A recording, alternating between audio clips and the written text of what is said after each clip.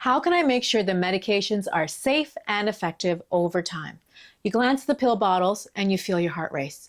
Did I miss a dose? Did the doctor change something? Are side effects creeping in? If managing medications feels like you are walking on a tightrope with no safety net, this video is for you. Today I will guide you through how to keep long-term medication use as safe and effective as possible by monitoring, reviewing, communicating, and adjusting with intention. You're going to come away with a clear system that you can use starting tonight and the confidence to know that you're not just hoping, you have a clear plan. I'm Dr. Anna Thomas. I'm a physician, TEDx speaker, and founder of LifeCare LeadHership. Over my years working with families, I've seen how medication missteps can snowball and how a few consistent safety practices can make all the difference.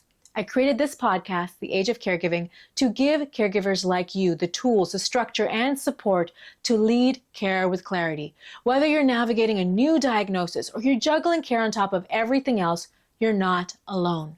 Please remember, everything I share here is for educational purposes only. Always consult with your healthcare provider for personal medical advice. And if you're not sure about how much help you need, and if you're not sure about how much help you need, be sure to grab my free care needs analysis training. It will help you see where medication management fits into the larger caregiving picture. So don't try to fix everything in isolation. Watch the training. The link is down below. Let's talk about why medications get risky over time. Medication safety is not a one and done event. Over time, it's important that we keep reviewing it because risks will grow. New prescriptions are added while old ones still are continued.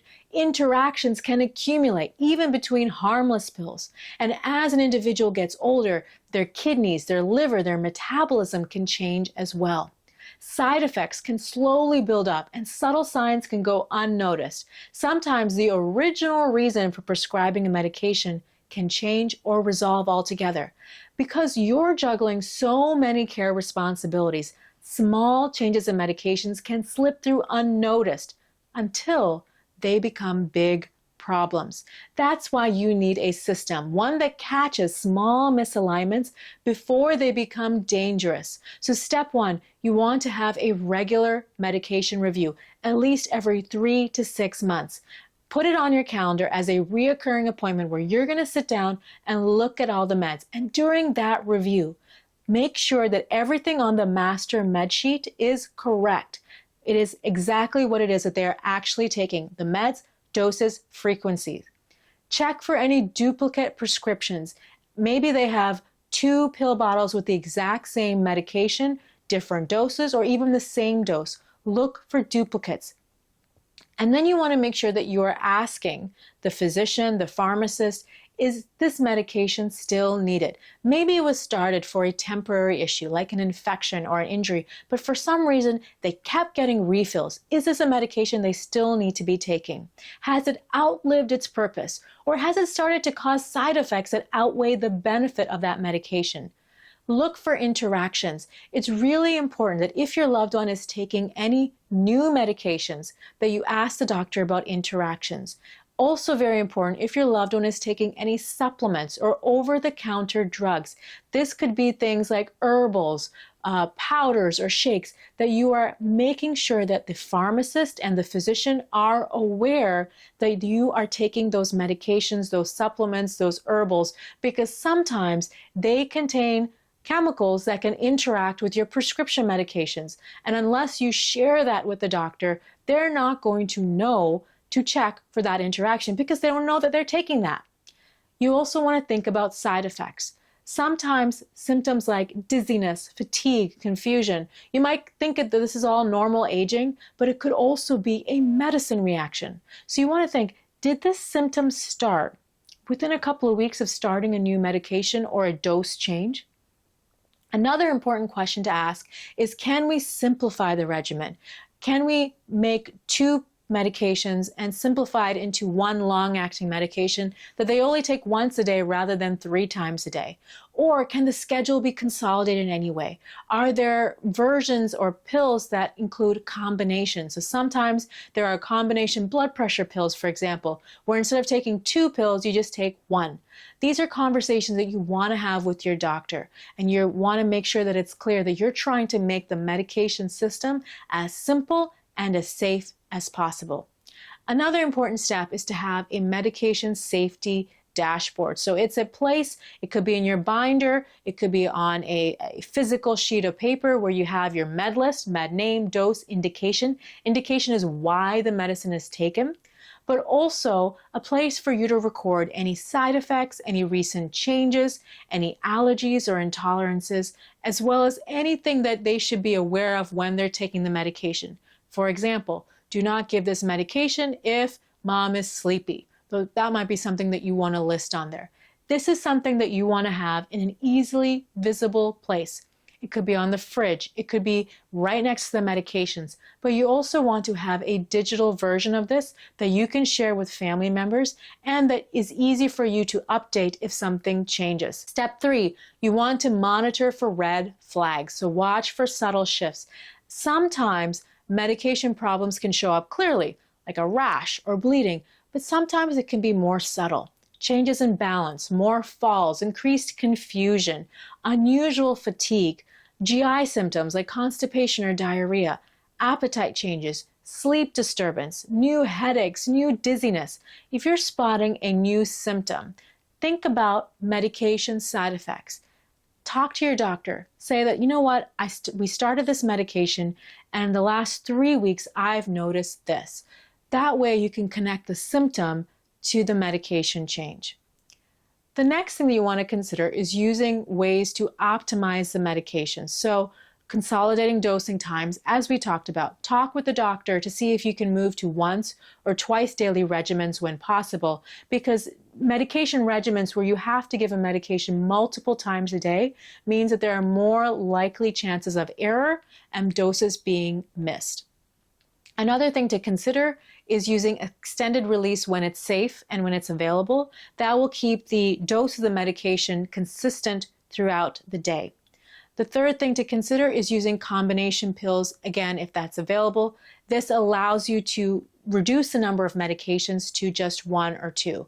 And if there are any as-needed medications that you are no longer using, put them away. Stop cluttering your regimen, stop confusing them. Put them away so that those medications are not intermixing with the actual medications they're taking on a regular basis.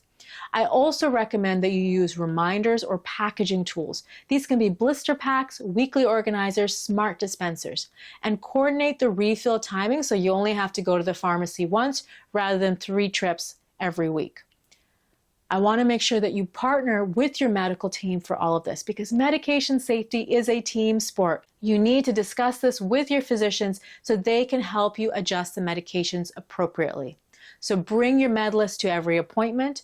Make sure that you ask, what is the indication for this medication? Could it be causing these side effects? Is there any way that we can minimize this list?